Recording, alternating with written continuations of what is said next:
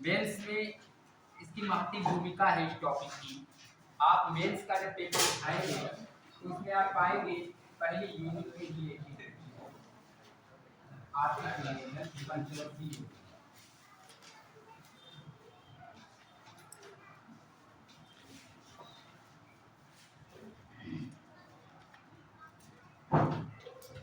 सबसे पहले economic planning आर्थिक नियोजन को मैं समझता हूँ कि ये क्या है, बात भी कर लीजिएगा।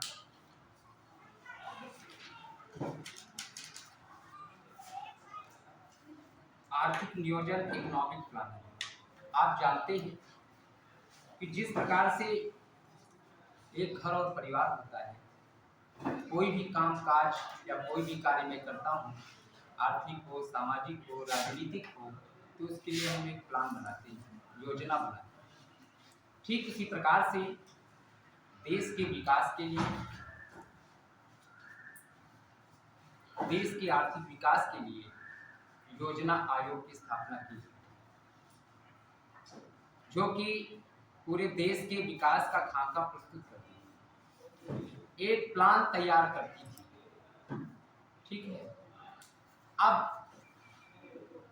प्लानिंग जो नियोजन करते हो, जब आप कॉमर्स में प्रिंसिपल ऑफ मैनेजमेंट प्रबंध के सिद्धांत एक पेपर है, जिन लोगों ने बीकॉम किया होगा उन्हें पता होगा कि बीकॉम में प्रिंसिपल ऑफ मैनेजमेंट एक पेपर है, इसके अंतर्गत नियोजन भी पढ़ाया है और वो नियोजन इकोनॉमिक्स का एक अंग है।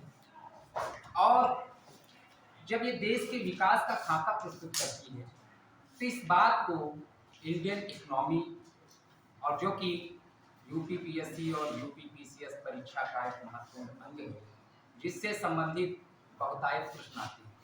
ठीक है, शायद ही कोई ऐसी परीक्षा वंचित हो जिसमें इससे कई बहुतायत प्रश्न ना आते। जैसा कि कल अभी मैंने देखा, पूरा सिलेबस डाउनलोड नहीं हो पाया, झारखंड पीजीटी का एग्जाम है, वो होने वाला है, फॉर्म आए हैं पीजीटी का।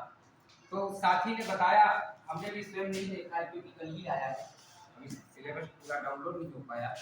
बताया कि इंडियन इकोनॉमी बहुत ज़्यादा पूछी गई और ये सत्य है। जब कभी भी आप इंटरव्यू में भी जाएंगे, वहाँ पर आप देखते हैं कि प्रश्न आपका विषय हो या ना हो, अर्थव्यवस्था से रिलेटेड प्रश्न होते जरूर। कोई भी आर्थिक घटना घटित हुई, आपसे प्रश्न कर दिया गया। कितना महत्वपूर्ण विषय और कितना अप टू डेट विषय है। तो हमें और एक चीज है, जो जागरूक है पढ़ने के लिए, अच्छा हो या बुरा, वो बैठते हैं और पढ़ते हैं। उसके लिए कोई हमारा दबाव थोड़ी नहीं कि फलाने चले गए, धमाके चले गए। जिसको पढ़ना है पढ़ेगा, कौन किस मकसद से आया है वो तो वही जान सकता है। इसका लक्ष्य और उद्देश्य, लक्ष्य और उद्देश्य में अंतर है। लक्ष्य एक होता है अर्जुन की तरीके से, समझ गए, और उद्देश्य अनेक होते हैं। आप बहुत सारे टॉपिक पढ़े हो, उद्देश्य अनेक पढ़े होते हैं, लेकिन लक्ष्य और उद्देश्य में अंतर होता है। तो कुछ का यहाँ लक्ष्य होगा, कुछ का उद्देश्य होगा। बस इतना ही कहना है। बाकी हम तो जो भी करने आए, 2 बैठे हो चाहे 4 बैठे हो, तो बताना ही पढ़ाना है। कौन किस नजरिए से क्या देखता है वो वही उसकी नजर जान सकती है। हमारी भी नजर तो 2 ही है, त्रिलोकीनाथ तो है नहीं कि हम तृतीय दृष्टि से मैं देख सकूं। दुनिया में कोई नहीं देख सकता, इसलिए वो लगाया। तीसरी नजर कोई देख ही नहीं सकता, इसलिए तीसरी नजर वो। तो इसलिए आप अपने कर्म को अच्छा करते रहे, मेहनत से पढ़िए, पढ़ने वाले पढ़ते रहेंगे। पड़ोसी की बात पर आप भ्रमित ना हो कि वो गए या नहीं पढ़े। वैसे तो संख्या पर्याप्त है, कोई नहीं गया, सब बैठे हैं। हो सकता है कि भूख लगी हो, नवरात्रि व्रत इसलिए चले। आर्थिक नियोजन का तात्पर्य, ये आर्थिक नियोजन है क्या, आपको भी मैंने एक सरल शब्दों में आपको बताया। ठीक इसी प्रकार से स्वीकृत राष्ट्रीय प्राथमिकताओं के अनुसार देश के संसाधनों का, जो हमारे देश के रिसोर्सेज हैं, संसाधनों का विकासात्मक क्रियाओं में प्रयोग। अब ये प्रयोग कैसे हो, किस लिए हो, क्यों हो, एक अर्थव्यवस्था की केंद्रीय समस्या भी यही, सेंट्रल प्रॉब्लम्स ऑफ इकोनॉमिक्स। अर्थव्यवस्था की केंद्रीय समस्या की जब बात आती है, अगर आपसे कोई प्रश्न करे कि एक अर्थव्यवस्था की प्रमुख केंद्रीय समस्याएं कौन सी, तो आप उसका उत्तर क्या दें? कब, कहां, क्यों और कैसे। कि कब उत्पादन करना है, कहां करना है, कैसे करना है और किस लिए करना है, ये बहुत बड़ी समस्या है। कि मान लिया आपने चीनी उद्योग लगाया, तो चीनी उद्योग कहां लगाना है, एक समस्या है। क्योंकि उद्योग में भी स्थानीयकरण और विशिष्टीकरण की भी बात आती, एक बहुत विस्तृत रूप ले लेता है। कहने को तो है कि कब, कहां, क्यों, कैसे, लेकिन इस पर तो एक एक शब्दावली में तो विद्यावाचस्पति हो जाए, ये बिल्कुल सत्य है। इसके बाद में आर्थिक नियोजन एक संगठित आर्थिक प्रयास है। जो अर्थशास्त्र में जो नियोजन करते हैं, प्लानिंग बनाते हैं आर्थिक क्रियाओं का, ये एक संगठित प्रयास होता है, सभी के मिलने से प्रयास, जिसमें कि पूरे देश की सहभागिता होती है। देश के राज्यों के मुख्यमंत्री होते हैं, गवर्नर होते हैं, कौन से, केंद्र शासित प्रदेशों के उपराज्यपाल, सभी की सहभागिता होती है। वो हमारे प्रदेश का नेतृत्व करते हैं, तो वहां पर विकास का खाका तैयार होता है। और एक चीज मैं बता दूं, जितनी बात मैं आज बताऊंगा, खैर समय तो 15 मिनट तो जरूर गया है, टॉपिक बहुत इंपॉर्टेंट है, प्रश्न इसमें बहुत सारे, क्योंकि मेहनत हम भी करके आते हो, तुम भी करते हो। अब ये तो मेंस में पूछेंगे कि आर्थिक नियोजन से आप क्या समझते हैं और उद्देश्य बताइए, प्री में तो नहीं पूछेंगे ना, लेकिन अभी से अगर पढ़ लोगे तो दिक्कत भी तो कोई नहीं। और बाकी वन लाइनर प्रश्न तो हैं हमारे पास, तो वो तो मैं बताने नहीं आया हूँ, वो तो पढ़ते पढ़ते आपको मिलेगा। जब आप विश्लेषणात्मक अध्ययन करेंगे तो उसी में वन लाइनर। फिर देखिए, जिसमें राज्य द्वारा एक निश्चित अवधि में सुनिश्चित आर्थिक एवं सामाजिक लक्ष्यों की प्राप्ति के लिए प्राकृतिक, आर्थिक एवं मानवीय संसाधनों का विवेकपूर्ण ढंग से प्रयोग किया जाना, समन्वय किया जाना आर्थिक नियोजन। आप जानते हैं कि भारत में नियोजन को समवर्ती सूची का विषय बनाया गया। ये प्रश्न है कि भारत में नियोजन एक किस सूची में आता है, यहां पर ये प्रश्न है। अब आर्थिक नियोजन क्या है? एक संगठित प्रयास है विकास का, जिसके माध्यम से पूरे देश की योजनाओं, नीतियों का खाका प्रस्तुत किया जाता है। प्रश्न यहां बनता है कि आर्थिक नियोजन ये इकोनॉमिक प्लानिंग, तो ये इकोनॉमिक प्लानिंग आपकी 3 सूचियां हैं, संघ, राज्य और समवर्ती सूची। आपने इंडियन पॉलिटी में पढ़ा होगा, संघ, राज्य एवं समवर्ती सूची। तो आर्थिक नियोजन का जो विषय है, ये किस सूची के अंतर्गत है? समवर्ती सूची के अंतर्गत है। और समवर्ती सूची में 52 विषय, कितने विषय हैं? और उन 52 विषय में एक विषय हमारा भी है, जिसका नाम है नियोजन। प्रश्न आ सकता है कि आर्थिक नियोजन किस सूची के अंतर्गत आता है? संघ, राज्य एवं समवर्ती सूची। जो जानकारी मुझे इस समय है वो 52, ओके, 2022 के अंदर। अब कल विश्व बैंक में बढ़ जाए, 1 महीने पहले बढ़ जाए, तो उसकी बात करते हैं। जो लेटेस्ट, जो प्रमाणित आंकड़ा होता है, उसी को हम पहले मानते हैं। इसके पश्चात ये बात समझ में आई, समवर्ती सूची के अंतर्गत आता है, बहुत इंपॉर्टेंट प्रश्न। इसके बाद में इसका उद्देश्य क्या होता है? हमने भी आपको बताया है, लक्ष्य और उद्देश्य में अंतर होता है। लक्ष्य एक ही नहीं है, अरे उद्देश्य तो बहुत है, क्योंकि समावेशी विकास भी करना है, समाज के सभी वर्गों को एक साथ लेकर भी चलना है। 12वीं पंचवर्षीय योजना और 11वीं पंचवर्षीय योजना में समावेशी विकास भी सम्मिलित है, जिसमें समाज के सभी वर्गों का विकास शामिल है। इसका उद्देश्य पहला है कि संसाधनों का सर्वोत्तम उपयोग सुनिश्चित करना। हमारा देश भारत है। भारत विविधताओं की धरती है, प्राकृतिक संसाधनों से परिपूर्ण है। भारत को यूं ही नहीं सोने की चिड़िया वाला देश कहा जाता है, वास्तविक था। दूध की नदियां बहती थी। रामचरितमानस में ऐसा उल्लेख है, पहुंचे जाए धेनुमति तीरा। ये गोमती को धेनुमति तीरा मतलब गोमती को ही कहते हैं। और ऐसी प्राचीन किंवदंती कि दूध की नदियां बहती थी, और जब आज दूध में पानी ही मिलाने लगे हो तो नदियां स्वतः सूख रही हैं। मैं गलत नहीं कह रहा हूं। बात हंसने की सिर्फ विचारणीय बात है, चिंतनीय और मननीय बात।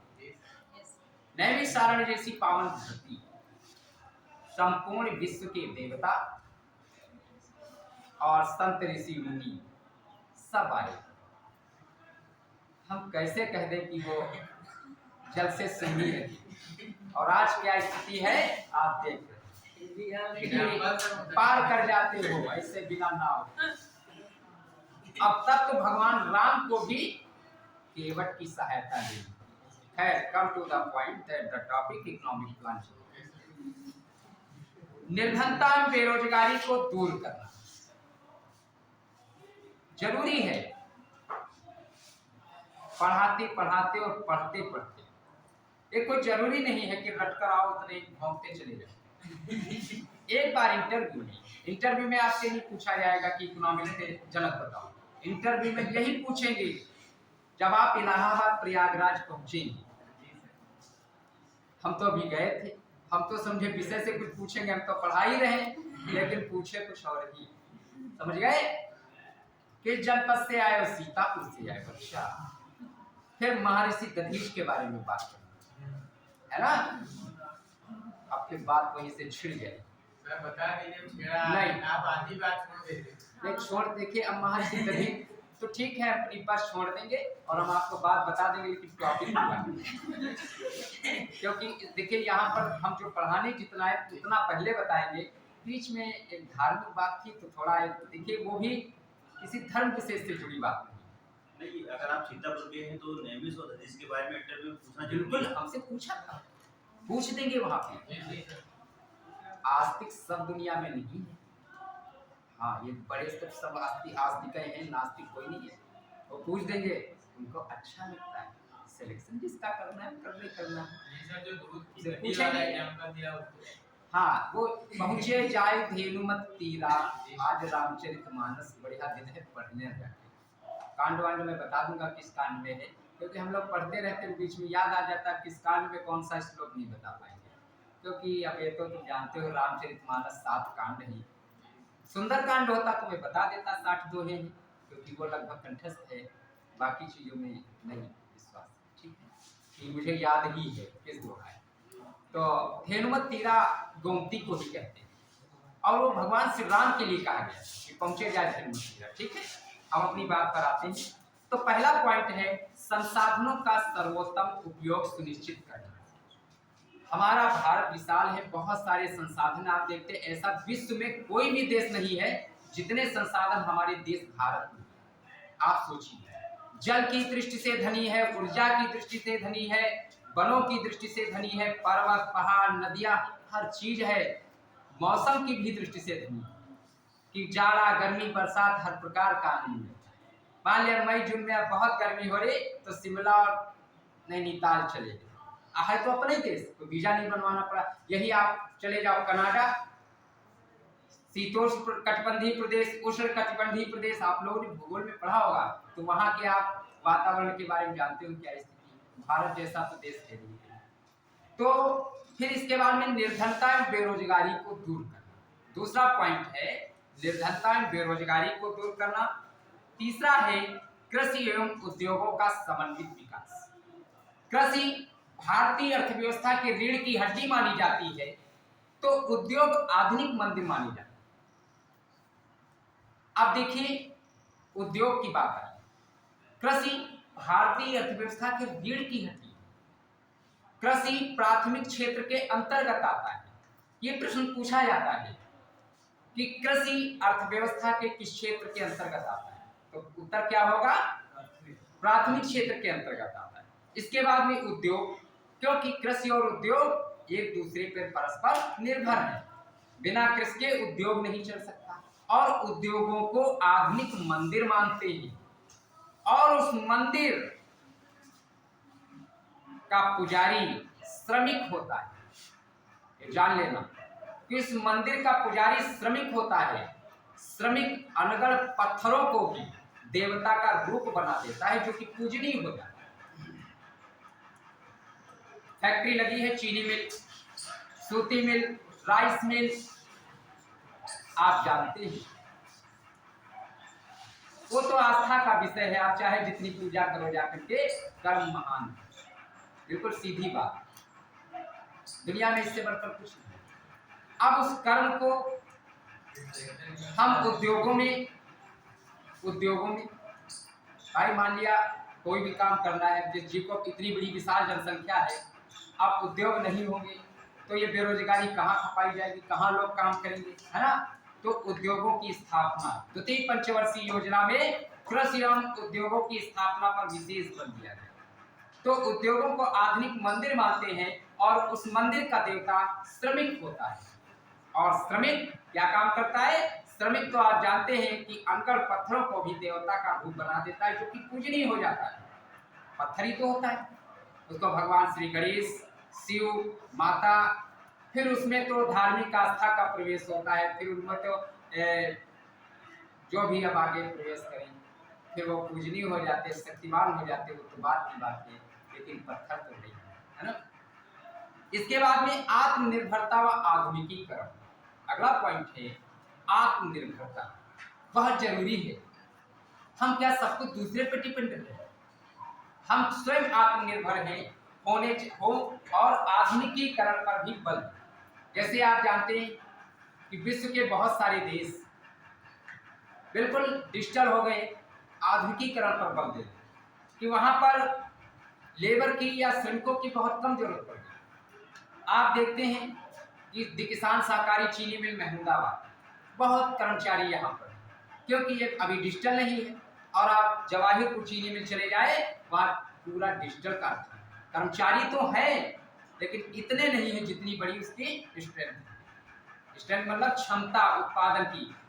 1.25 लाख मीट्रिक टन क्षमता, पेराई क्षमता है उसकी 24 घंटे, और वो 24,500 कुंटल गन्ना पेरती है 24 लाख, मतलब बहुत बड़ा अंतर है। कर्मचारी भी जाता है। अब सब हाथ ही से काम करते हैं, क्योंकि कंप्यूटराइजेशन है नहीं, डिजिटल भी है नहीं, सब ऐसे चल रहा है परंपरागत रूप में, है ना, क्योंकि गवर्नमेंट की है। तो अब जैसे वो गवर्नमेंट की है, तो उसकी स्थापना को जो लक्ष्य था किसानों एवं, क्योंकि आपके जनपद सीतापुर में इकलौती चीनी मिल, सहकारी चीनी मिल सिर्फ महमूदाबाद, ये भी एक प्रश्न है। लगभग आपके पूरे जनपद में 9 चीनी मिलें हैं, निजी क्षेत्रों में कार्यरत, एक सहकारी चीनी मिल। अब इस सहकारी चीनी मिल की स्थापना की गई थी। इसका उद्देश्य क्या था? इसका उद्देश्य क्या था? किसानों एवं पूंजीपतियों की लूट से बचाने के लिए सहकारिता नामक विभाग की स्थापना की, कि जिसका उद्देश्य न लाभ न हानि, सिर्फ रोजगार का सृजन। कि इनका उद्देश्य लाभ नहीं था कि सरकार धन कमाए इनसे, अरबों रुपए घाटे में है, लेकिन चढ़ाई इसलिए जा रही है कि किसानों को कोई दिक्कत ना हो, ना तो श्रमिकों काम करें। बात समझ रहे हो? इसका उद्देश्य लाभ का नहीं था। इसके बाद में तीव्र आर्थिक विकास के साथ साथ समावेशी विकास पर बल दिया। और एक चीज है, ये समवर्ती सूची से आर्थिक नियोजन का विषय सम्मिलित है। तो ये समवर्ती सूची की अवधारणा किस देश के संविधान से ली गई? ऑस्ट्रेलिया। आप लोग लग रहा है क्वालिटी भी नहीं पढ़ रहे हैं। अब आर्थिक नियोजन का विषय समवर्ती सूची के अंतर्गत आता है। अब इस समवर्ती सूची का जो विषय है ये किस देश के संविधान से लिया गया है? ऑस्ट्रेलिया के संविधान से लिया गया है। ये पॉइंट नोट कर लें। और 52 विषय जो है उसके अंतर्गत 7वीं अनुसूची हो उसमें 61 विषय है, ठीक है। इसके बाद में नियोजन के कुछ प्रकार हैं, उनका मैं सिर्फ संक्षेपण करूंगा, ठीक। उनको मैं मौखिक बताऊंगा, इसके बाद में पंचवर्षीय योजना पर सीधे चलेंगे, क्योंकि कभी कभार पूछ देते हैं, हमेशा प्रश्न हो सकता ना आए, क्योंकि इतना ये तो मेंस में है, लेकिन प्री में बहुत कम संभावनाएं रहती हैं। तो नियोजन के प्रकार में इनको 4 भागों में बांटा गया।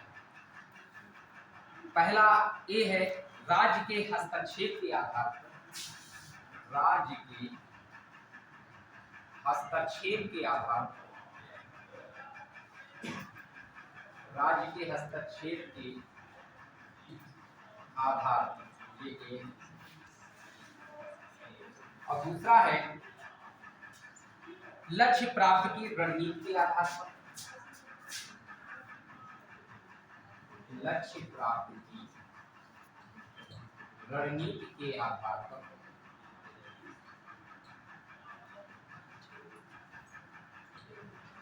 और सी है योजना निर्माण की प्रक्रिया के आधार पर, योजना निर्माण की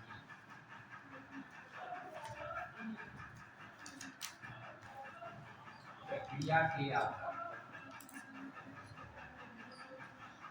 और डी है क्षेत्रीय व्यापकता के आधार पर।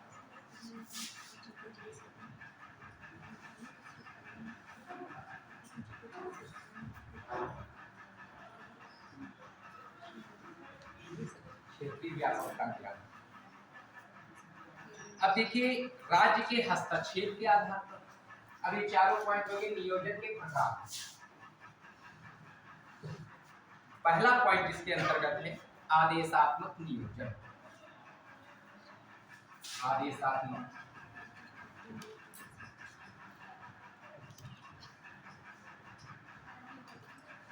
अब आदेशात्मक नियोजन। अब आदेशात्मक नियोजन क्या है, इसको जो इसका मेन पॉइंट्स होगा डैश करके आप सिर्फ लिखिए, ठीक, बाकी समझिएगा कि आदेशात्मक नियोजन आप जानते हैं, तो इस शब्दावली से ही पता चल रहा आदेश करने। यह एक केंद्रीकृत व्यवस्था है, सेंट्रल अरेंजमेंट है, जिसमें राज्य एवं सरकारी संस्थाओं का, जिसमें राज्य एवं सरकारी संस्थाओं का प्रत्यक्ष हस्तक्षेप होता है। क्यों? क्योंकि यह व्यवस्था केंद्रीकृत है, तो सरकार का तो प्रत्यक्ष हस्तक्षेप होगा ही, और सरकार ही तो आदेश करती है, उसकी व्यवस्था लचीली तो होगी नहीं कि तुम कोई आदेश पारित किए हो और आदेश में लचीलापन किया, भैया हम वापस ले रहे हैं, ऐसा तो नहीं करेगी।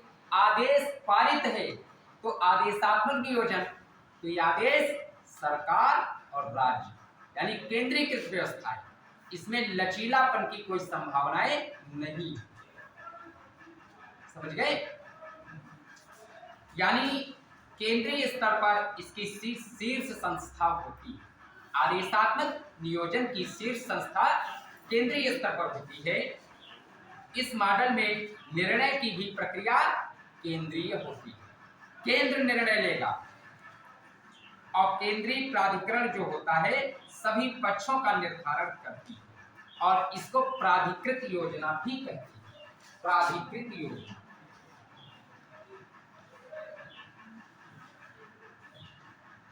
अब इसी के अंतर्गत मेन चीज निकल के आ सकती है, इसलिए मैं इसको प्रकार को बताना चाहता हूं। इसके बाद में निर्देशात्मक नियोजन। निर्देशात्मक नियोजन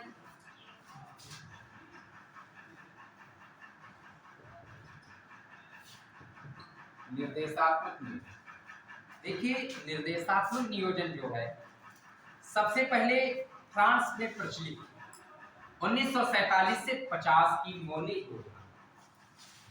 1947 से 50 की मोने योजना।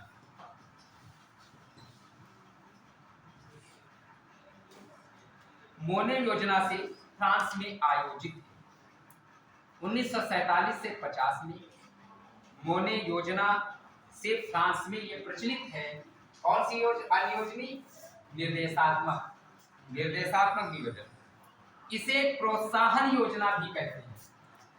इसे प्रोत्साहन योजना। अब देखिए, और इसकी प्रकृति लचीली होती है।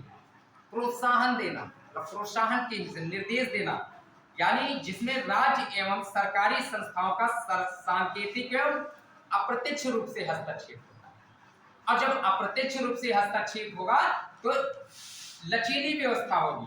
और लचीली का मतलब क्या होता है? जिसमें घटने बढ़ने का गुण हो। इसको अंग्रेजी में कहते हैं इलास्टिक, इलास्टिसिटी, जिसमें लोच का गुण हो, लोचकता का गुण हो। समझ गए? तो ये है यहाँ पे इसका तात्पर्य कि इसको प्रोत्साहन योजना और सामान्यतः मिश्रित अर्थव्यवस्था में इस आयोजन को प्रयोग ही में लाया गया। मिश्रित अर्थव्यवस्था। अब देखिए, मिश्रित अर्थव्यवस्था, प्रश्न आता है कि भारत की अर्थव्यवस्था कैसी है? तो भारत की अर्थव्यवस्था मिश्रित है और उस मिश्रित में सार्वजनिक एवं निजी क्षेत्रों का समावेशन होता है। प्रश्न आता है कि मिश्रित अर्थव्यवस्था से क्या तात्पर्य? तो मिश्रित अर्थव्यवस्था से क्या तात्पर्य होगा? जिसमें सार्वजनिक एवं निजी क्षेत्रों का समावेश, उसको मिश्रित अर्थव्यवस्था है।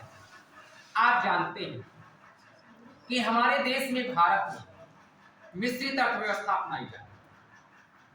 अब इस मिश्रित व्यवस्था में आप शिक्षा को ले लीजिए।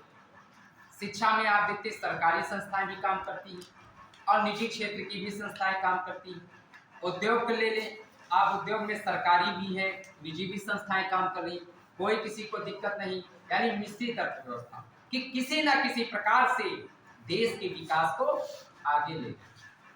ठीक, इसके बाद में संरचनात्मक नियोजन है।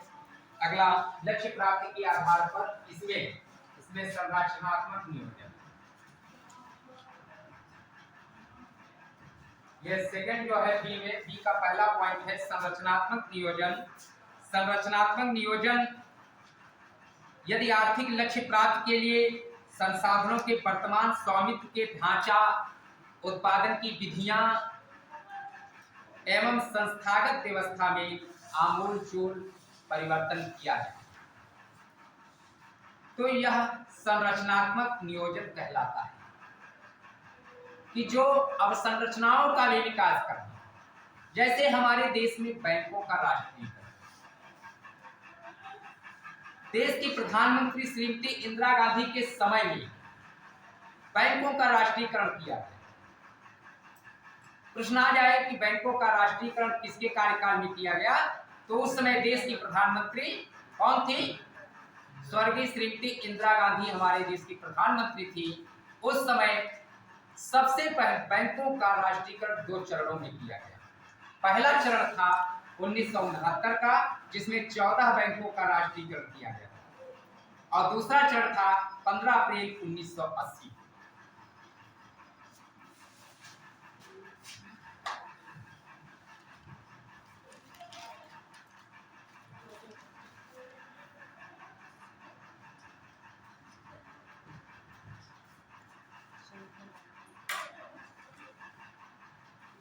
बैंकों का राष्ट्रीयकरण, पहले चरण में 14 बैंकों का राष्ट्रीयकरण किया गया 1969। 15 अप्रैल 1980 को 6 बैंकों का राष्ट्रीयकरण किया गया। टोटल 20 में 19। आज तो बहुत सारी बैंकें मर्ज हो गई हैं कि 4 बैंकों की एक हेड बैंक बन गई। 2014 के पहले जब ये सरकार आई है, इसने व्यवस्था लागू की है। ये सराहनीय है। इसकी जितनी प्रशंसा की जाए वो कम होगा, क्योंकि बहुत सारे लोग, अगर देश में भ्रष्टाचार ना हो तो देश तो हमारा वैसे समझे। इस जिले से छोड़ के वहां से बनवाया, वहां से बैंक से निकाल लाया, बैंक ने तो मांगा तो 5 बैंक का, नो ड्यूज 5 बैंक का तो मांगा है, वो ले बैठे, यहाँ भी ले लिया, गाँव में ले लिया, बड़ा नुकसान है। अब तुम न्यू बैंक ऑफ इंडिया में लोगे, पंजाब नेशनल में लोगे, ओरिएंटल में लोगे, तो सब तो डाटा एक ही जगह में फंस जाओ। कोई भी अगर व्यवस्था खराब है, मैं सरकार का प्रचारक नहीं, मैं शिक्षा का प्रचारक जरूर। ये नहीं कि मैं बीजेपी सरकार या मोदी सरकार का कोई मैं को भेजा हुआ दूत ना, और नफरत है, समझ गए? मैं कोई दूत नहीं हूँ भेजा हुआ, ना कोई राजदूत हूँ। दूत वैदिक काल में, राजदूत इस काल में भेजे जाते है ना। जब आप पुराणों में पढ़ेंगे तब दूत भेजे जाते थे, और आजकल राजदूत भेजे जाते, समझ गए? जब आप भारतीय सिविल सेवा की परीक्षा देंगे तो उसमें IFS, भारतीय विदेश सेवा, है ना, विदेश सेवाएं, भारतीय विदेश सेवा, तब तुम राजदूत बन जाओ। उनसे कम नहीं हुए जो किताबों में लिखे, बराबर है। आज के लोग तुम ही से डरेंगे, उनसे नहीं डरेंगे, ठीक। तो संरचनात्मक नियोजन का मतलब होता है कि देश की बुनियादी क्षमता को बढ़ाया जाए, कि जैसे बैंकों का राष्ट्रीयकरण किया गया, उद्योगों का विकास किया गया, भूमि का सुधार किया गया। आप जानते हैं कि बड़ी समस्या थी, जमींदारी प्रथा भी लागू की है कि खेत में जितना कमाए हो जमींदार के पास गया। अब जाता कैसे? हमने आपको पहले भी बताया कि भारतीय कृषक या श्रमिक ऋण में ही जन्म लेता है, और ऋण में ही पलता है, और ऋण में ही मरता है। ये बिल्कुल सत्य चलता है कि अगर कोई एक श्रमिक काम करता है किसी उद्योग में, तो वहां पर मान लिया घर में कोई आवश्यकता पड़ गई, कोई जन्म लेता है, तो उसको साहूकार या महाजन के पास जाना पड़ता है कि 10,000 रुपये दे दो। ऐसी परिस्थिति है। अगर एडमिशन अप्रैल में भी कराना है तो उसके लिए कहाँ जाएंगे? मैनेजमेंट के पास जाएंगे, या साहूकार जमींदार महाजन के पास जाएंगे तो एडमिशन कराना। क्योंकि आज अच्छे स्कूल में, अच्छे कहने को है, प्राइमरी स्कूल से बेहतर मैं कोई स्कूल नहीं मानता। जैसे मैंने भी पता किया, बहुत सारे ऐसे स्कूल हैं लखनऊ में, फर्स्ट ईयर में एडमिशन के लिए सेंट जेवियर 9,250 रुपये फर्स्ट ईयर की फीस। महमूदाबाद में मैंने बच्चे का जो स्टेटमेंट तैयार किया वो लगभग 70,000 के करीब है फर्स्ट ईयर। खैर ऐसी कोई बात नहीं है, ICSE बोर्ड में फीस तो है ही। अब आप सोचिए इनमें क्या दे देते हैं, कुछ अलग से है, लेकिन गांव में जब बच्चा पढ़ेगा तो 20 तक का पहाड़ा उसको याद होगा, उसको इस कैलकुलेटर की जरूरत नहीं है, उसको संस्कार होंगे, वो संस्कार विहीन नहीं होगा। और आजकल जब उसमें पढ़ते हैं ना इंग्लिश मीडियम में, 5वें के बाद लड़ने लगती जबान, लड़ने, और वहाँ लड़की भी जबान। हमारी जो शिक्षा व्यवस्था है इसका उद्देश्य ही होता है संस्कार युक्त शिक्षा। हम संस्कारी बने। कहने का मतलब ये नहीं कि हम पढ़ लिख गए तो हम पढ़ लिख गए तो इतना तो किसी को भी दबोच दें, नहीं भैया। हमें संस्कार सिखाती है शिक्षा, समझ गए? इसके बाद में प्रकार्यात्मक नियोजन। प्रकार्यात्मक नियोजन जब आर्थिक लक्ष्य प्राप्त के लिए संसाधन स्वामित्व के ढांचे, उत्पादन विधि में कोई नवीन क्रांति लाई जाती है, जैसे हरित क्रांति लाई गई थी। चौथी योजना में हरित क्रांति आप जानते हैं प्रकार्यात्मक नियोजन, ये प्रकार्यात्मक नियोजन है। इसके अंतर्गत हरित क्रांति, ग्रीन रिवॉल्यूशन, इधर का क्या देखते हैं, देखिए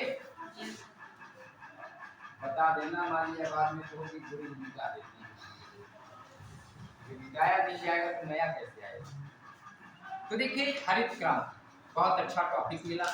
हरित क्रांति से अभी पूछा जाता है, बहुत बड़ी क्रांति है हमारे देश की। ग्रीन रिवॉल्यूशन,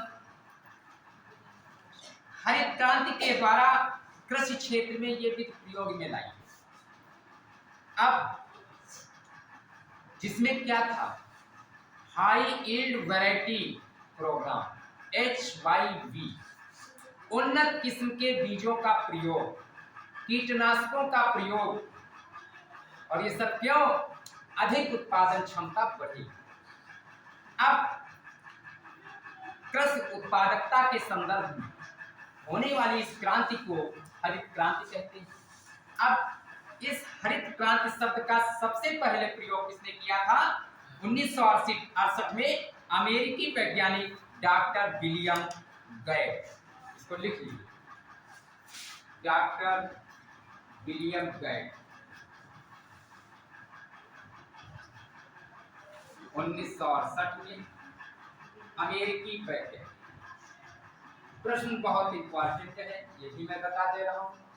बहुत सारी परीक्षाओं में हरित क्रांति का नाम जो नॉन इकोनॉमिक्स स्टूडेंट है उन्होंने भी सुना होगा, बिल्कुल सुना होगा, कोई ये कह नहीं सकता, ये तो झूठ माने नहीं जाएगा। डॉक्टर विलियम गेट 1968 में अमेरिकी वैज्ञानिक के द्वारा इस हरित क्रांति का शब्द का प्रयोग किया है। इसके बाद में हरित क्रांति का श्रेय किसको जाता है? हरित क्रांति का श्रेय doctor Norman E Borlaug. Norman E Borlaug. अब देखिए एक एक शब्द में बहुत सारे प्रश्न पढ़ते। देखिए पढ़ना और पढ़ना सब पढ़ता है, ऐसे नहीं कोई चीज मिल जाएगी। आप पढ़िए। और एक चीज मैं बताऊं, मैं भी एक जगह बैठा था, जो पढ़ता है पढ़ के पढ़ाता वही शिक्षक है। जो सीधे आया तो बिना पढ़े आया तो रोज कुछ न कुछ बदल ही रहा है ना, तो आधा गलत हो जाएगा ना। तो देखिए विलियम गेट 1968 अमेरिकी वैज्ञानिक के द्वारा हरित क्रांति की शुरुआत, मतलब इस शब्द का उदय हुआ। इसके बाद में हरित क्रांति के श्रेय नोबेल पुरस्कार से सम्मानित अमेरिकी कृषि वैज्ञानिक डॉक्टर नॉर्मन ई बोरलॉग को जाता है। और एक चीज मैं बता दूं, बोरलॉग पुरस्कार भी दिया जाता है, इन्हीं के नाम पर है। बोरलॉग पुरस्कार किस क्षेत्र में दिया जाता है? बताइए इसका क्या उत्तर है? ये प्रश्न कई बार पूछा गया है कि बोरलॉग पुरस्कार किस क्षेत्र में दिया जाता है। तो बोरलॉग पुरस्कार कृषि के क्षेत्र में दिया जाता है, इस बात को बिल्कुल रट लीजिए। और हरित क्रांति का श्रेय डॉक्टर नॉर्मन ई बोरलॉग को जाता है। और जब इतनी बड़ी क्रांति इन्होंने फैलाई, इतनी बड़ी क्रांति की, तो इन्हीं के नाम पर इस पुरस्कार का सृजन भी कर दिया गया। और ये पुरस्कार कृषि के क्षेत्र में दिया जाता है। इसके बाद में ये तो भाई बात हो गई वैश्विक स्तर पर। फिर भारत में इसका श्रेय किसको जाता है? डॉक्टर एम एस स्वामीनाथन को जाता है। Doctor M S Swaminathan.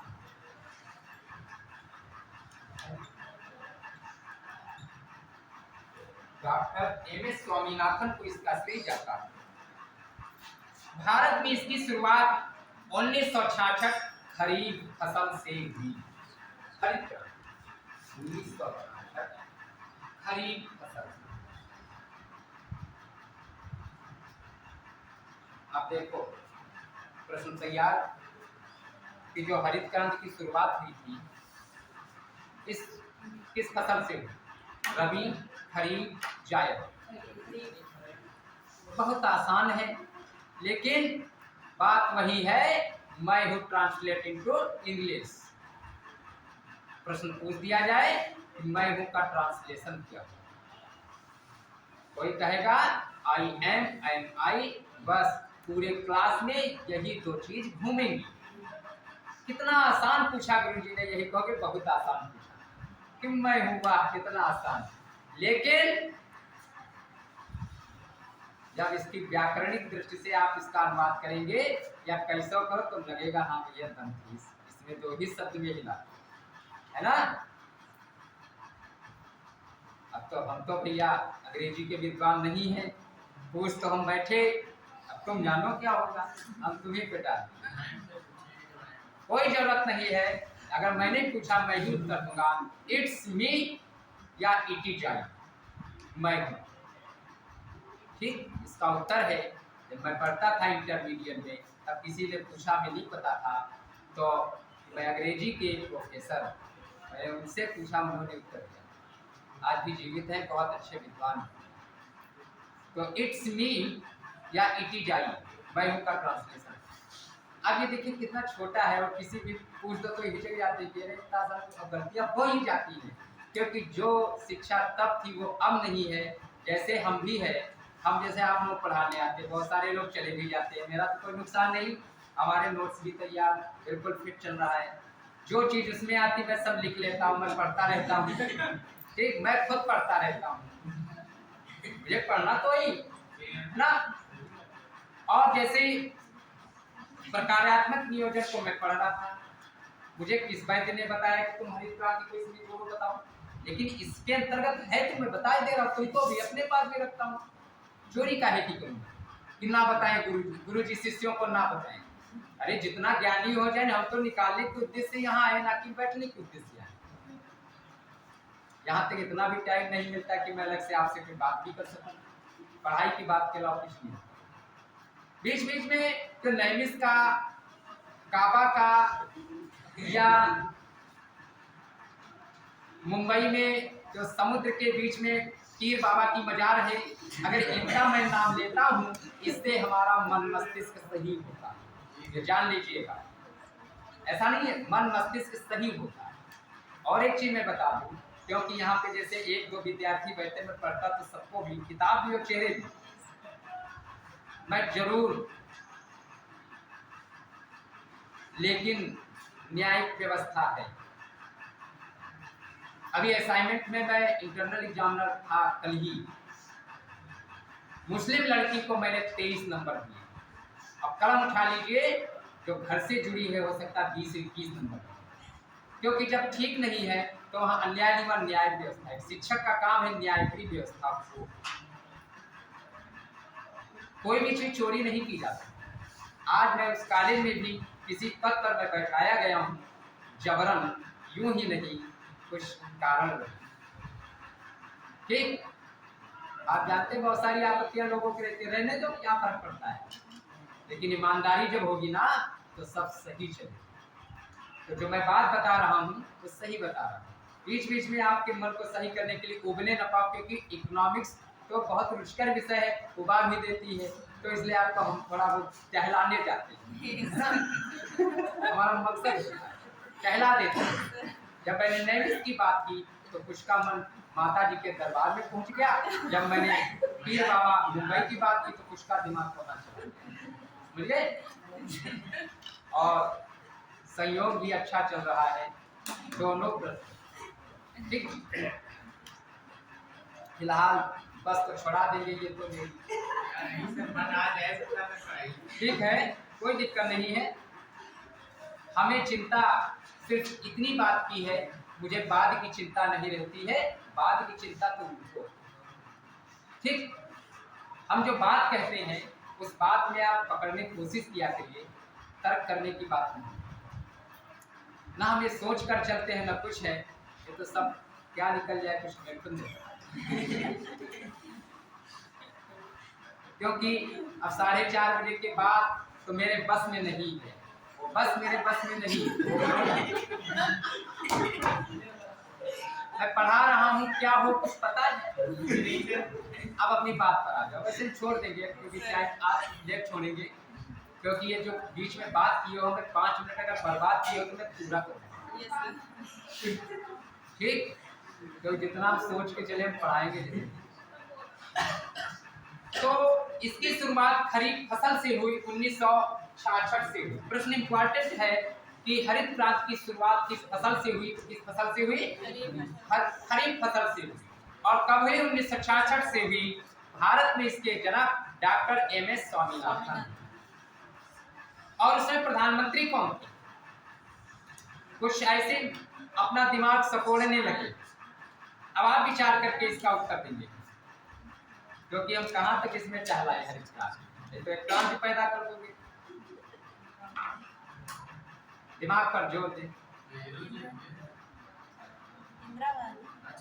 हवा में ना बात, इंदिरा गांधी उस समय जो मतलब लाल बहादुर शास्त्री जी का कहीं कोई योगदान है? लास्ट का समझौता 65 में हुआ था शायद ताश का समझौता। तो आप खुद सोचिए, जब 66 में लिख रहा हूँ, भारत चीन युद्ध भी जानते हो, भारत पाक युद्ध भी जानते हो, 65 और 71, और बात तो उसी समय की है। हमारे देश की बहुत सरल प्रधानमंत्री, केंद्रीकृत नियोजन लाल बहादुर शास्त्री, केंद्रीकृत नियोजन जिसमें योजनाओं के निर्माण एवं क्रियान्वयन का कार्य राज्य एक शीर्ष केंद्रीय सत्ता के द्वारा किया जाता है। इसमें योजना निर्माण के अंतर्गत केंद्रीकृत नियोजन, जिसमें ऊपर से नियोजन, अब देखिए इसको लिख लीजिए, केंद्रीकृत नियोजन में क्या है? केंद्रीकृत और विकेंद्रीकृत, ये दो बातें हैं, इसको लिखिए। ये प्रश्न पूछा भी गया कि केंद्रीकृत नियोजन और विकेंद्रीकृत नियोजन। अब केंद्रीकृत नियोजन में क्या है कि इसका क्रियान्वयन कार्य राज्य केंद्रीय संस्था के द्वारा किया जाता है। अब विकेंद्रीकृत नियोजन में क्या है? केंद्र, राज्य, स्थानीय या निजी क्षेत्र या आम नागरिक की सहभागिता होती है। और केंद्रीकृत में ऊपर से नीचे की तरफ नियोजन होता है। ये यहाँ लिखिए, ऊपर से नीचे, और ये विकेंद्रीकरण नीचे से ऊपर की ओर।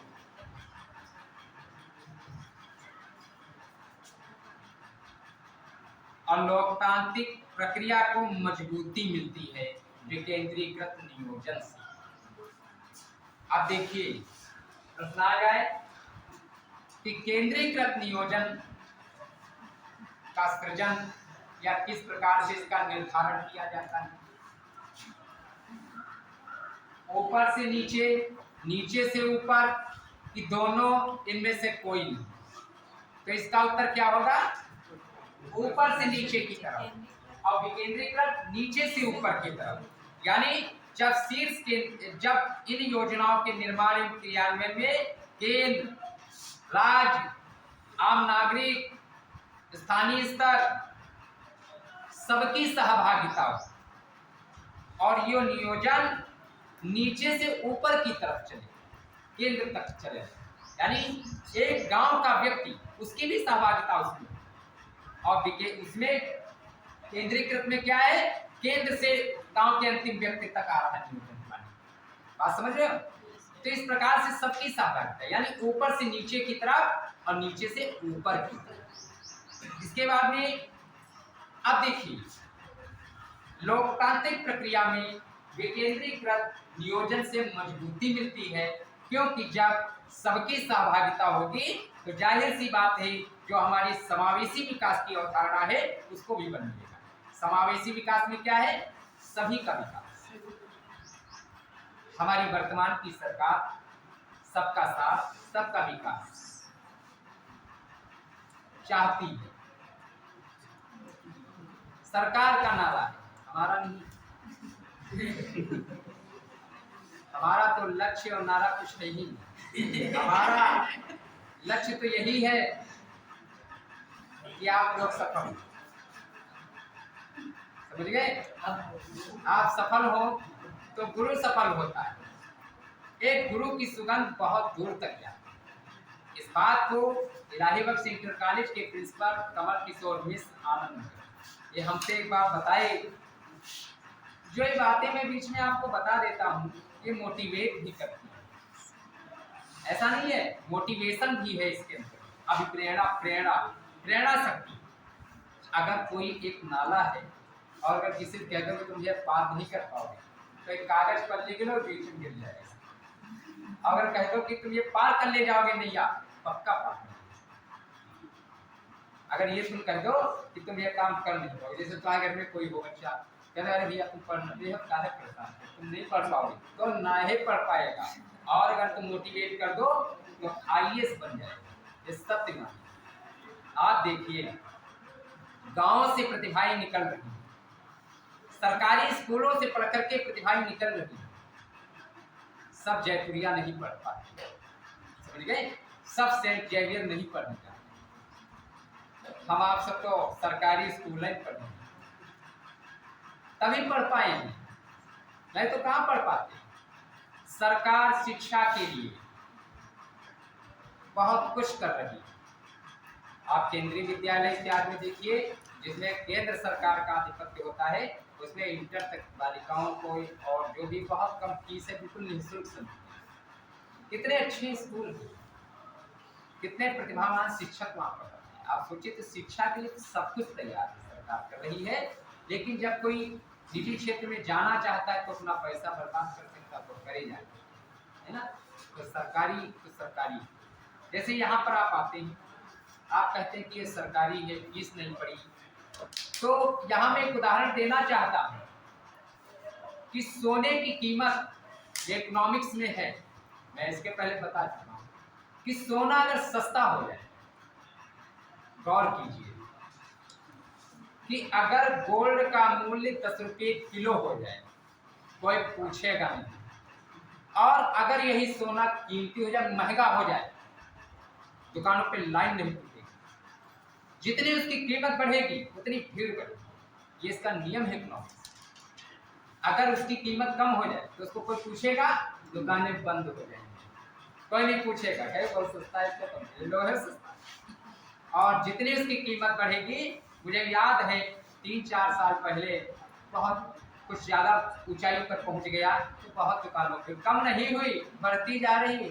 तो ये कुछ इसका नियम ही ऐसा है कि जितनी इसकी कीमत बढ़ेगी उतनी मांग बढ़ेगी।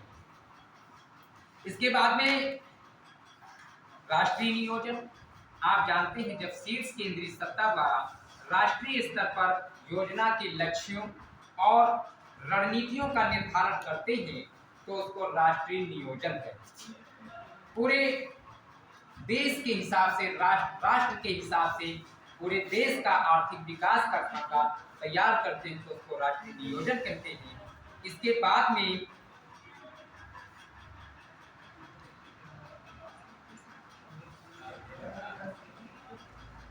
भारतीय नियोजन, इंडियन प्लानिंग। इसमें आप जानते हैं कि भारतीय नियोजन का स्वरूप जो है, मैं भारत के संदर्भ में जब मैं बात करता हूँ तो निर्देशात्मक व्यवस्था के ज्यादा करीब कि जो आपने प्रकार पढ़े हैं, इसमें भारत के संदर्भ में जब नियोजन की मैं बात करता हूं तो निर्देशात्मक व्यवस्था के ज्यादा करीब है। अगर ये प्रश्न आ जाए तो निर्देशात्मक व्यवस्था कि लचीली भी है और निर्देश भी मैं दे रहा हूं, लेकिन आदेशात्मक नहीं है, ये तो फिर तानाशाही हो जाती है। तो तानाशाह तो नहीं मेरे यहाँ कोई है, निर्देश दे सकते, सुझाव दे सकते कि ऐसा करो तो ऐसा हो सकता है। इसके लिए तो प्लानिंग कमीशन, एनडीसी, अब तो नीति आयोग भी बना। इसके बाद में मैं आता हूं व्यावर्ती योजना, आवर्ती योजना, रोलिंग प्लान। मैं समझा दूं,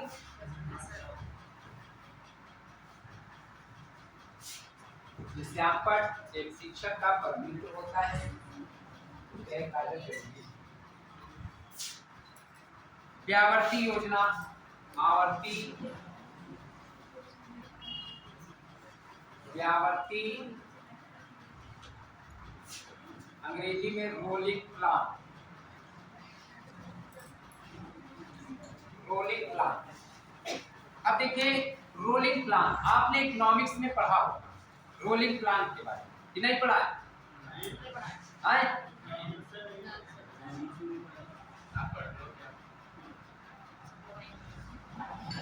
प्रोफेसर मिर्डल, जी मिर्डल या प्रोफेसर मिर्डल, जी मिर्डल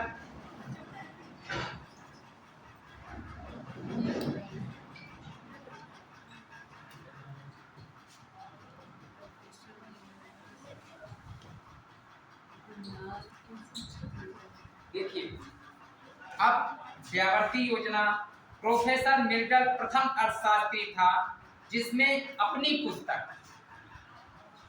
पुस्तक दूसरी है, लेकिन एशियन ड्रामा पुस्तक के लेखक प्राचीन इतिहास में आपको गुरुजी ने पढ़ाया हो या आगे पढ़ो। एशियन ड्रामा के लेखक गुरनार मिल्टन। कौन है? गुरनार मिल्टन। अब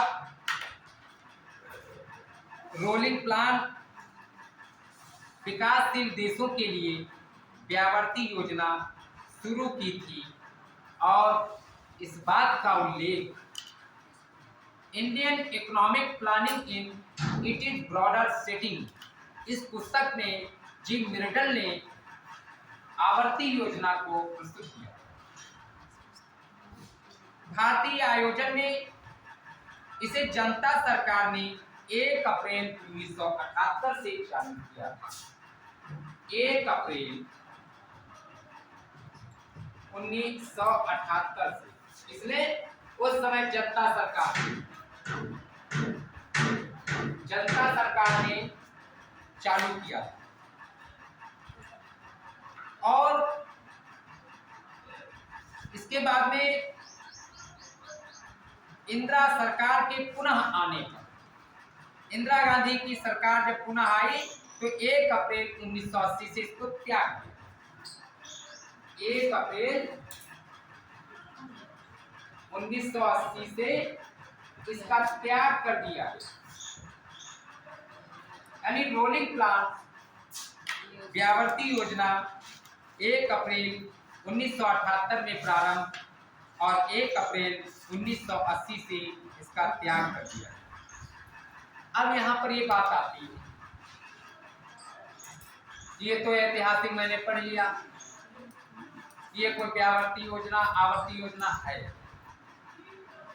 लेकिन इतने बड़े अर्थशास्त्रियों ने इस रोलिंग प्लान का सृजन क्यों किया? क्या है? जैसे आपका नाम राम, कृष्ण, सीता, राधा, तो ये तथा नामे यथा नामे तथा गुणी, ठीक उसी प्रकार से व्यावर्ती योजना, आवर्ती योजना, रोलिंग प्लान, तो इसमें होता क्या है?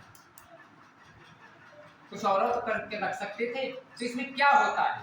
तो देखिए, व्यावर्ती योजना में प्रत्येक वर्ष 3 वार्षिक योजनाएं बनाई जाती हैं जिन पर अमल किया जाता है। इसको रोलिंग प्लान कहते हैं। अनवरत और व्यावर्ती योजना 1 अप्रैल 1978 से प्रारंभ, 1 अप्रैल 1980 को समाप्त। इंदिरा जी की सरकार जब पुनः आई तब समाप्त और जनता सरकार ने इसको प्रारंभ किया। और समझ गए, ये सारी बातें लिखी इसमें, समझ। इसके बाद में योजना अवकाश प्लानिंग हॉलीडे। ये योजना अवकाश प्लानिंग हॉलीडे का वर्ष क्या है?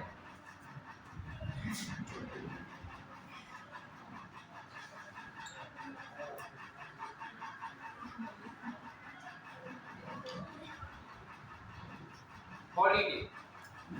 और एक चीज बता दूं, जब हॉलीडे बड़ा पवित्र दिन मानते, होली माने पवित्र डे माने,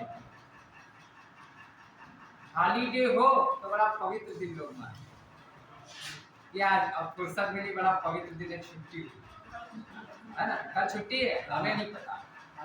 शिक्षक के लिए कभी अवकाश नहीं होता है, जन्म से लेकर मृत्यु, तो हमारे लिए कोई अवकाश नहीं, और ना आपके, क्योंकि यहाँ पर बहुत सारे लोग, कोई सिविल सेवा में, कोई प्रोफेसर, कोई लेक्चरर प्रोफेसर और व्याख्याता बनेगा, कोई शिक्षक बनेगा।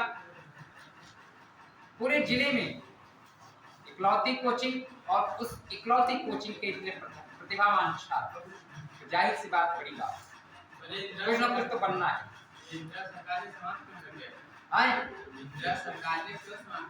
बताऊंगा, वो सारी बातें हैं, इसलिए मैं कह रहा हूँ सब बताएंगे।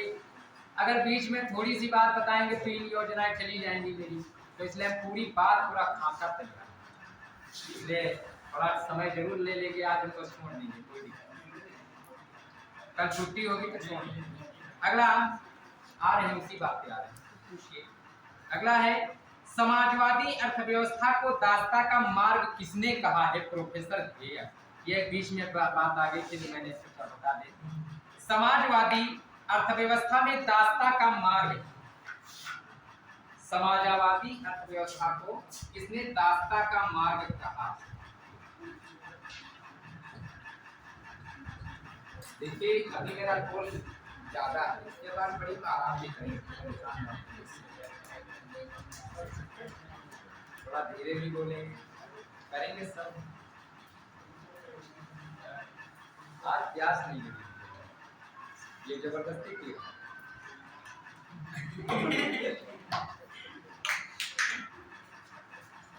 पीना जरूरी है। बस नहीं, बस इससे ज्यादा नहीं, इससे ज्यादा बात नहीं। दासता का मार्ग का प्रोफेसर है। इसके बाद में रेखीय प्रोग्रामिंग की बात आती है। रेखीय प्रोग्रामिंग, रेखीय प्रोग्रामिंग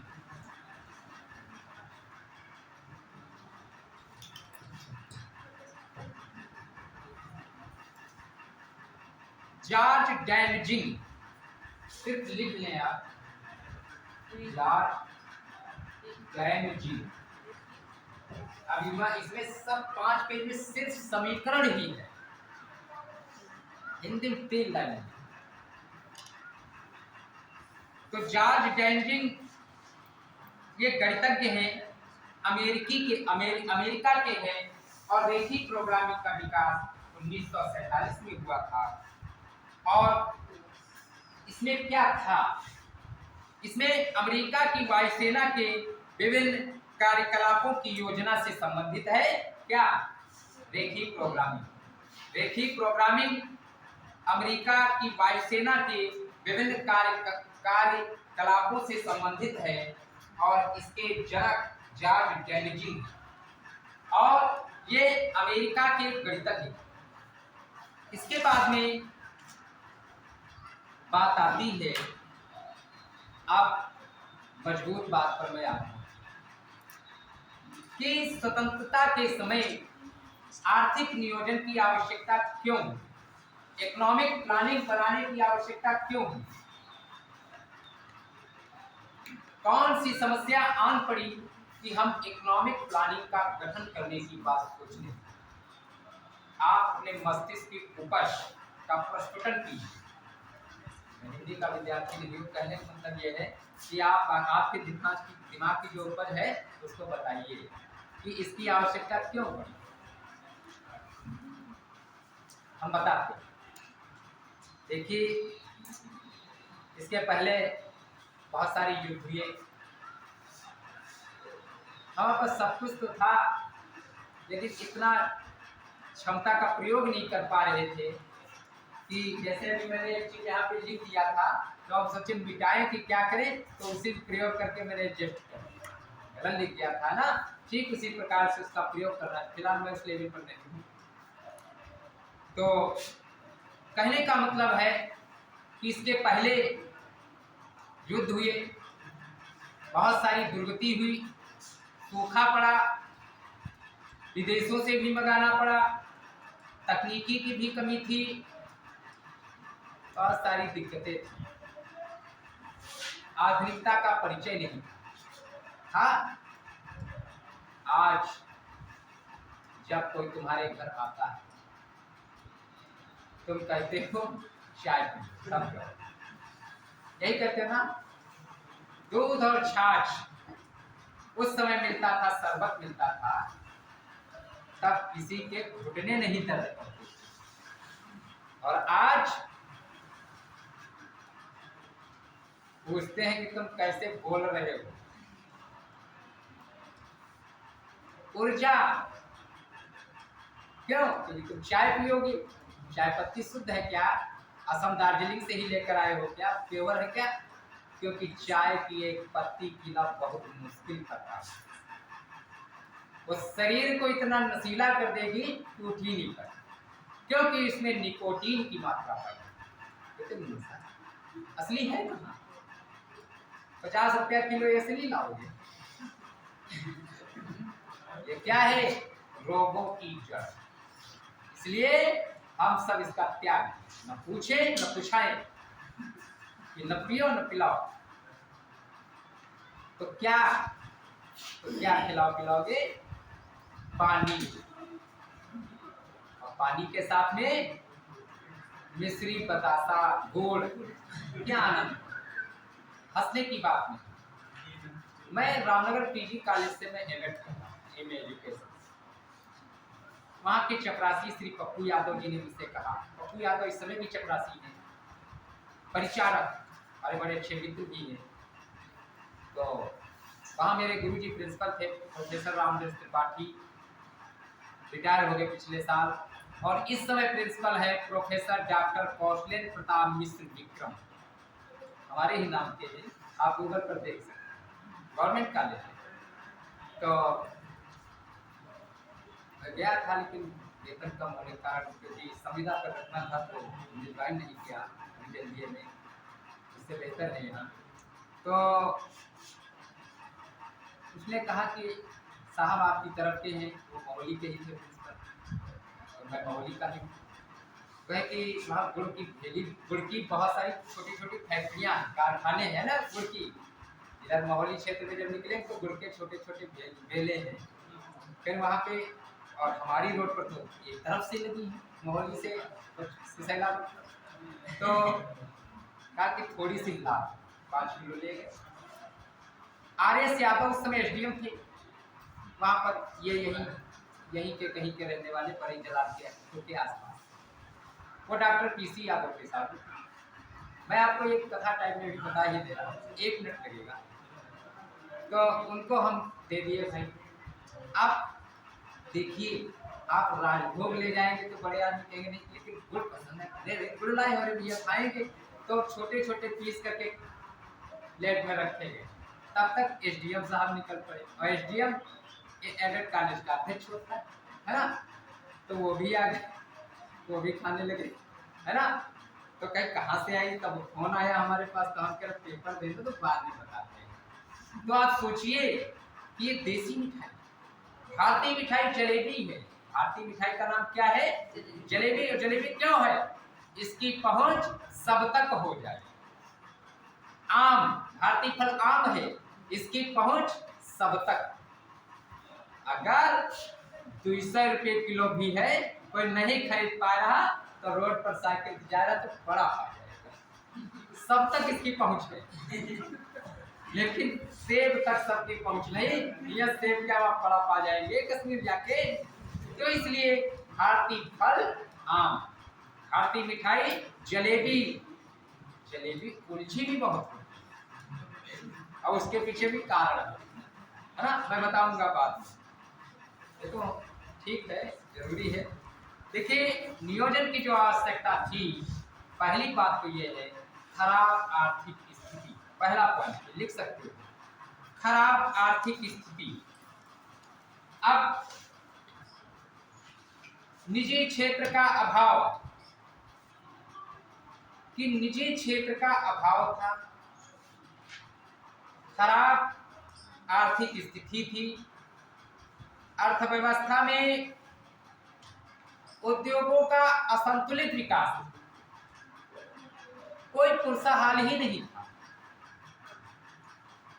संसाधनों का प्रभावी एकत्रीकरण की कमी थी, उनका कुशल आवंटन भी नहीं था ना। और सोवियत संघ ने जिस तरह अपनी योजना की यात्रा प्रारंभ की, उसका भी एक अंतरराष्ट्रीय प्रारंभ, यानी बहुत सारी समस्याएं थी। इन समस्याओं को देखते हुए स्वतंत्रता के समय आर्थिक नियोजन की आवश्यकता महसूस।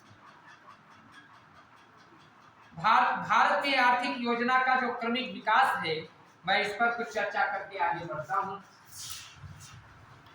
थोड़ा स्पीड बढ़ाने देती आप। घर में 4 सदस्य होते हैं, चारों समान नहीं होते, इस बात को बड़ी बात मैं जानता हूँ। और दूसरी चीज, कभी भी क्रोध नहीं करना चाहिए, जब कोई भी दिक्कत आए उसको पी जाना चाहिए। और रुकेंगे आप, ठीक, दोनों। भारतीय आर्थिक योजना का क्रमिक विकास, हेडिंग डाल लीजिए। तो इसका जो विकास हुआ था सबसे पहले, आप सोचिए, वर्ष 1934 ये वर्ष है, योजना है वर्ष 1934, और उसमें ये पहली योजना है। वर्ष 1934 में एम विश्वेश्वरैया, योजना का नाम क्या था? एम विश्वेश्वरैया।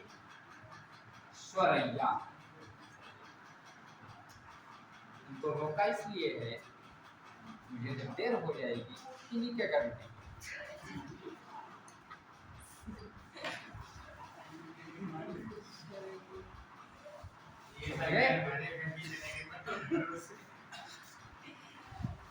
बस तो रोज छूटेगी ना, सबके घर चलेंगे। वर्ष 1934 एम विश्वेश्वरैया एक योजना में 20 प्रश्न होंगे, क्योंकि मैं नहीं चाहता हूं कि आपका पेज, आपकी स्याही तनिको एक्स्ट्रा लगे, तो इसलिए ध्यान जरूरी है। पढ़ने वाले बहुत सारे बैठे हैं, मैं जानता हूं, बताते हैं मुझको, अगर बाहर बैठता हूं बताते हैं कि मैं पढ़ने वाला हूं। एम विश्वेश्वरैया ये आर्थिक नियोजन की पहली रूपरेखा का प्रस्ताव, आर्थिक नियोजन की पहली रूपरेखा का प्रस्ताव था, पहली रूपरेखा का प्रस्ताव। लिख लीजिए, आप इस पे लिखेंगे टाइम लगेगा। आर्थिक नियोजन की पहली रूपरेखा का प्रस्ताव था, जो कि 1934 में planned economy for India, planned economy for India, planned economy for India के माध्यम से निर्धनता उन्मूलन का लक्ष्य रोजगार व औद्योगिकरण पर जोर। आप देखिए, रुक जाएंगे। वर्ष 1934 में जो आपके भारतीय नियोजन का क्रमिक विकास हुआ, आपसे अगर प्रश्न पूछा जाए कि भारतीय नियोजन के इतिहास में सबसे पहली योजना कौन सी थी, तो एम विश्वेश्वरैया योजना थी। वो योजना वर्ष 1934 में इसका जन्म हुआ। उसके जननायक कौन थे? एम विश्वेश्वरैया थे। इन्होंने एक पुस्तक लिखी थी, उस पुस्तक का नाम था प्लान्ड इकोनॉमी फॉर इंडिया। और इस योजना के अंतर्गत क्या मुख्य बात थी? वो पहली बात ये थी कि निर्धनता उन्मूलन, कि गरीबी को दूर करना। दूसरी बात थी रोजगार व औद्योगिकरण पर जोर देना। ये बात समझ में आई? और दूसरी योजना है वर्ष 1934 में ही फिक्की प्रस्ताव, ये पॉइंट से लिख लेंगे, वर्ष 1934 में फिक्की प्रस्ताव। अब यहाँ पर ये पूछिए, ये फिक्की क्या है? What is FICCI? तो राष्ट्रीय योजना आयोग का समर्थन किया। अब यहाँ पर एक फिक्की ने क्या किया था कि इसने समर्थन किया कि एक राष्ट्रीय योजना आयोग, उसका समर्थन किया फिक्की ने। अब फिक्की क्या है? भारतीय पूंजीपतियों का एक अग्रणी संगठन था, और इसका फुल फॉर्म होता है federation of Indian chambers of commerce and industry. मैं ग्रुप पर भेज दूंगा, आप उसको लिख इसलिए लेंगे, हो सकता है आपसे स्पेलिंग मिस्टेक, ठीक है। तो ये फिक्की का प्रस्ताव था कि राष्ट्रीय योजना आयोग का समर्थन करना, और ये फिक्की जो है भारतीय पूंजीपतियों का एक अग्रणी संगठन है।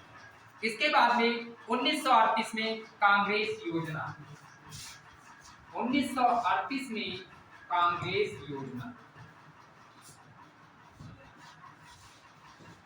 अब 1938 में कांग्रेस योजना नाम सुना होगा। नेताजी के उपनाम से कौन विख्यात है बताइए?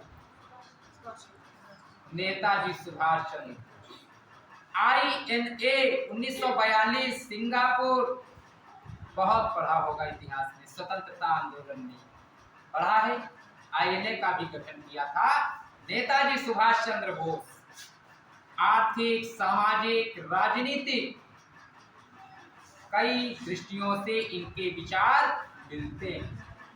इन्होंने अर्थशास्त्र में भी विचार दिया, राजनीति में भी बड़ा योगदान है ना। और समाज के लिए क्या किया है वो बताने की आवश्यकता नहीं है। तो आप जानते हैं कि आज यहाँ हम पढ़ा रहे हो और तुम पढ़ रहे हो, इससे बड़ा योगदान क्या हो। वरन हम 200 वर्ष तो ब्रिटिश गुलामी की जंजीरों में जकड़े रहे, और ऐसे सच्चे अगर क्रांतिकारी न होते तो आज हम जहां के तहां हो। क्योंकि इतनी दुर्दशा को संभालने में, इतनी दुर्दशा को सही दशा में लाने में बहुत वक्त लगा। ठीक है, तो इसलिए आज इन्हीं सच्चे क्रांतिकारियों की ये थे।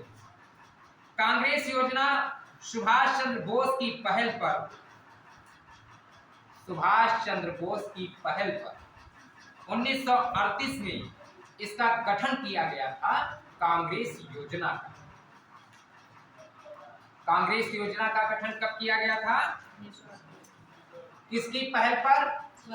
नेताजी सुभाष चंद्र बोस की पहल पर। लेकिन और इन्होंने सुझाव दिया था राष्ट्रीय नियोजन समिति, इकोनॉमिक प्लानिंग कमेटी का इन्होंने सुझाव दिया था। तो जब ये सुझाव दिया था तो ये समिति बनी थी, तो इसके अध्यक्ष कौन बनाए गए थे? अध्यक्ष पंडित जवाहरलाल नेहरू बनाए गए। अंतरिम सरकार का भी गठन हुआ था। कब गठन हुआ था? 46 में हुआ था ना। देखिए, मैं तो इकोनॉमिक्स का व्यक्ति हूँ, ठीक है, लेकिन आप पढ़े हिस्ट्री, ये सब तमाम चीजें। अंतरिम सरकार का गठन जब हुआ था तो उसी समय 1938 और फिर JL नेहरू, ये तो शुरू से चले आ रहे 1930-29 से। चाहे पूर्ण स्वाधीनता की मांग हो, चाहे पूर्ण स्वराज की मांग हो, महात्मा गांधी जी, जवाहरलाल नेहरू जी, इन सबका तो अभूतपूर्व योगदान है और इनके विचार तो आज भी प्रासंगिक है। हम ईर्ष्या द्वेष के कारण भले ही कह दें कि ये ठीक नहीं थे, ये अच्छे हैं, हम विचारों में अंधभक्त ना हो। बात समझ रहे हो? आज योजना आयोग, पहले में पढ़ता था 15 मार्च 1950 को, आज नीति आयोग काम कर रही है। तो है तो सब उसी तरीके से, कुछ अंतर तो नहीं, लेकिन अब आया कुछ करना है। हमारी वर्तमान सरकारें बहुत अच्छी हैं, इनकी सोच विचार बड़ी अच्छी है। हम क्यों गलत? अच्छी है तो है। इसके बाद में 1944 में बॉम्बे प्लान, ये बॉम्बे प्लान का मतलब है बंबई योजना। बंबई योजना उस समय बंबई योजना ही थी। आज मुंबई है, तब तो बॉम्बे प्लान ही था ना। अब ये 1944 में बॉम्बे प्लान का गठन किया गया। अभी बॉम्बे प्लान के नायक कौन थे? तो देखिए, मुंबई के 8 शीर्ष उद्योगपतियों के द्वारा बंबई योजना को प्रायोजित किया गया। अब उन 8 उद्योगपतियों में कौन कौन से थे? पहला नाम क्या था? पुरुषोत्तम दास टंडन। दूसरा नाम JRD टाटा, बिरला, लाला श्रीराम कस्तूरभाई, लाल भाई, अर्देशिर दलाल, जान मथाई, AD श्रॉफ। ये जो है मुंबई के 8 उद्योगपति थे, इनके द्वारा बंबई योजना को स्थापित किया गया। उसका वर्ष था 1944। ये बात समझ में आई? इसका एक क्रमिक विकास है 1934 से लेके 1950 और 15 तक, 50 नहीं 2015 नीति आयोग भी बना ना।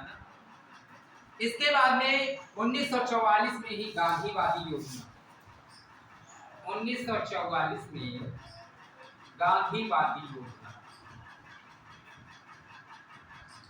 गांधीवादी योजना 1944 में, और इसके जनक थे आचार्य श्रीमन नारायण अग्रवाल। आचार्य श्रीमन नारायण अग्रवाल। आचार्य श्रीमन नारायण अग्रवाल गांधीवादी योजना के तैयार किया गया इनके द्वारा। गांधीवादी योजना को 1944 में आचार्य श्रीमन नारायण अग्रवाल के द्वारा तैयार किया गया। और इस योजना के अंतर्गत क्या था? गांधी जी का सपना क्या था कि लघु एवं कुटीर उद्योगों का विकास, बुनियादी शिक्षा पर जोर दिया। आप जानते हैं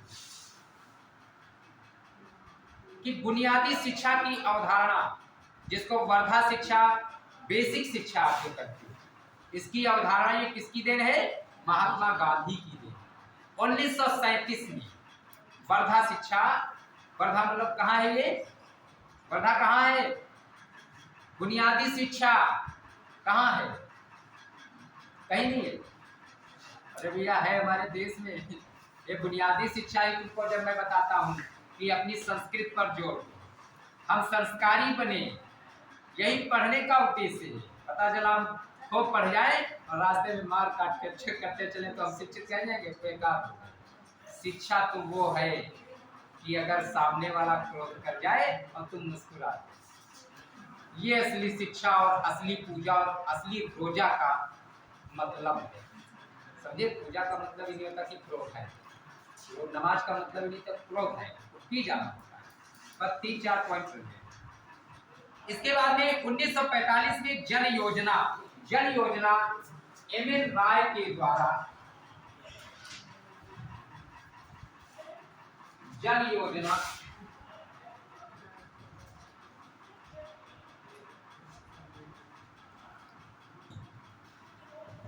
ये मैं नहीं कहता हूं कि शिक्षक बुद्धिमान हो सकता है, विद्यार्थी उससे भी ज्यादा बुद्धिमान है।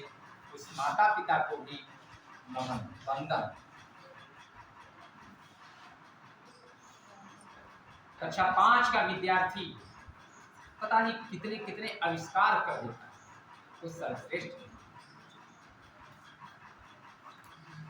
हंस सकते हैं। इसके बाद में 1945 जन योजना, ये जन योजना 1945 इसका वर्ष लिख लीजिए। और ये एम.एन. राय के द्वारा कृषि उत्पादन में वृद्धि, और ये 10 वर्ष के लिए इसकी संतुति थी। और इसके बाद में 1946 में योजना सलाहकारी परिषद का गठन हुआ था। 1946 में योजना सलाहकारी परिषद।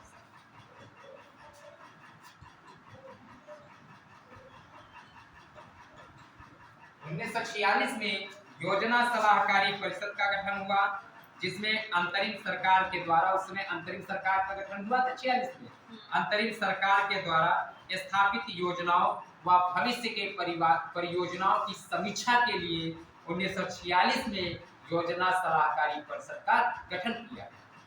देखिए एक चीज और मैं बता दूं, इकोनॉमिक्स में हम आपके पास धारा प्रवाह चल रही है, भी आप जानते हैं कि बिल्कुल चालू रहते हैं, आपको बताते हैं, फिर आपके ग्रुप पर भी मैं पूरी चीजें भेज देता हूँ। मैं चाहूँ तो मैं काट पीट कर भेज देता हूँ, मैं चाहूँ तो बहुत सारी चीजें काट के भेज दूँ, लेकिन जितना पढ़ाया कोई चूक न रह जाए पूरा सब दे देता। बोझिल लगता हो तो 2 दिन पढ़िए, फिर डिलीट कर देना अपने फोन से, तो हमको तो सब डिलीट कर देते। तो इसलिए आप जो यहाँ पर जो जैसे आपको ये बताया, आपको बहुत सारी किताबों में मिलेगा नहीं, क्योंकि मैं खुद 4 किताबें देख रहा हूँ, समझ गए। और एक विद्यार्थी को जो 4 किताब सोचने वाली बात, तो जो चीज़ है उसको जरूर ध्यान दिया करें। आप पढ़ाई की बात बाद में भी कर सकते हैं, पर्सनल। तो अगला है 1947 में आर्थिक कार्यक्रम समिति। और ये आर्थिक कार्यक्रम समिति,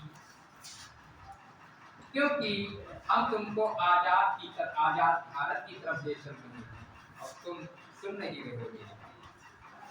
आर्थिक कार्यक्रम समिति,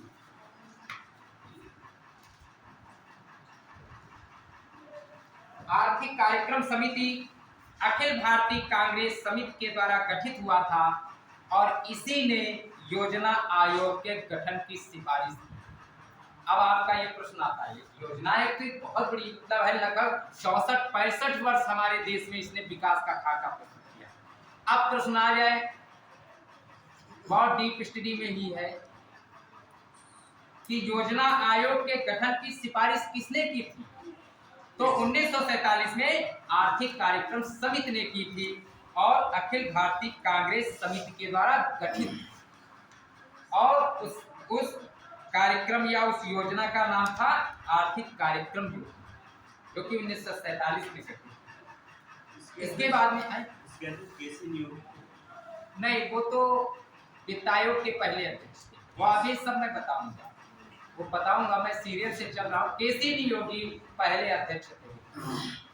धारा 280 के अनुसार वित्त आयोग की स्थापना की जाती है। इकोनॉमिक्स में संविधान भी है, इतिहास भी है, भूगोल भी है, क्योंकि ये अर्थव्यवस्था भूगोल के आधार पे हमको वितरण करना है। आप खैर अपनी बात कराओ, टाइम बहुत हो चुका है। 1950 में सर्वोदय योजना 1950। अब देखिए, हम तुमको जब आजाद नहीं थे,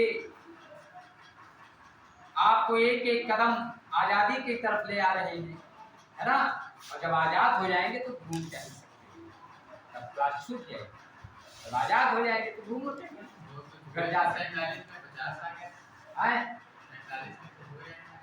का 45 में हो गए तो 50। अरे आजाद हुए, फिर संविधान बना 50 में, अब संविधान भी बनाएंगे, फिर योजना आयोग भी बनाएंगे, नीति आयोग बनाएंगे, बात हुई। समझ गए? आजाद हुए, स्वतंत्र हुए, इसके बाद में 1950 में 26 नवंबर 1949, कब 1950 की 49 में संविधान को अंगीकृत किया गया था। क्वालिटी वाले बताइए। मार्गशीर्ष शुक्ल सप्तमी एतद् द्वारा, है ना, अधिनियमित किया जाता है मार्गशीर्ष शुक्ल सप्तमी। तो 26 नवंबर को संविधान दिवस भी मनाते हैं। ठीक, तो 1950 सर्वोदय योजना, जो कि जयप्रकाश नारायण द्वारा, जयप्रकाश नारायण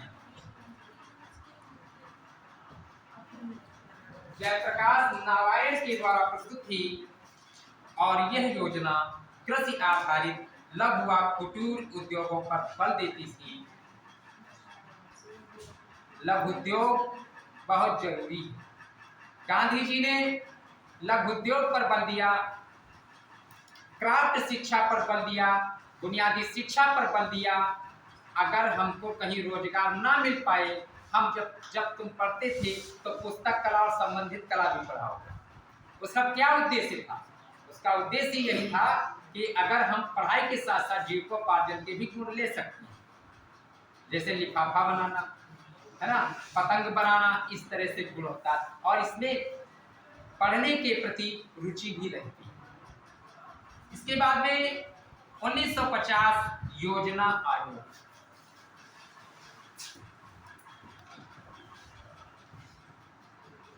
योजना आयोग 15 मार्च 1950 को योजना आयोग की स्थापना की गई थी, जिसका मुख्यालय पार्लियामेंट स्ट्रीट, नई दिल्ली। योजना आयोग कहां पर है? पार्लियामेंट स्ट्रीट, संसद भवन मार्ग, नई दिल्ली। 15 मार्च 1950।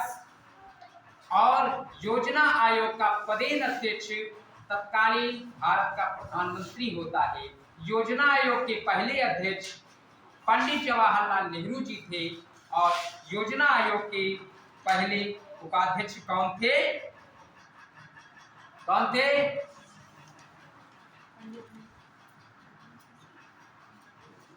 गुलजारी लाल नंदा।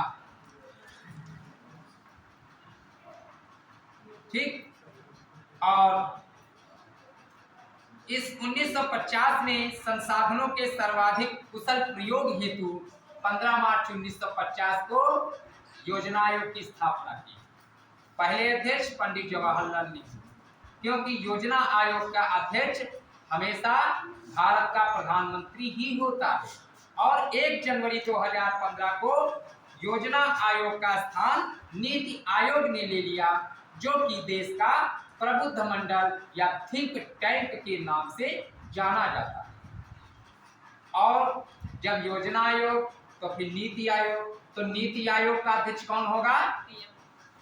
पीएम नहीं, प्राइम मिनिस्टर। पीएम तो पोस्टमार्टम भी होता है। हम सिविल की तैयारी कर रहे हैं, सिविल सर्विस के लिए आए हैं, और वहां पर मैं पीएम कह दूंगा तो मैं समझ जाऊंगा कि योजना आयोग का पीएम हो गया। और वास्तविक सत्यता भी है, सत्यता भी है।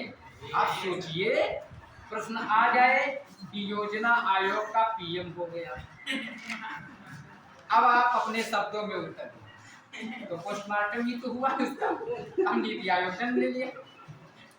ऐसा है, बंद कर दो। आज के लिए बस इतना ही, शेष कल। और सभी बैठेंगे भी, उठेंगे नहीं, मैं एक बात कहना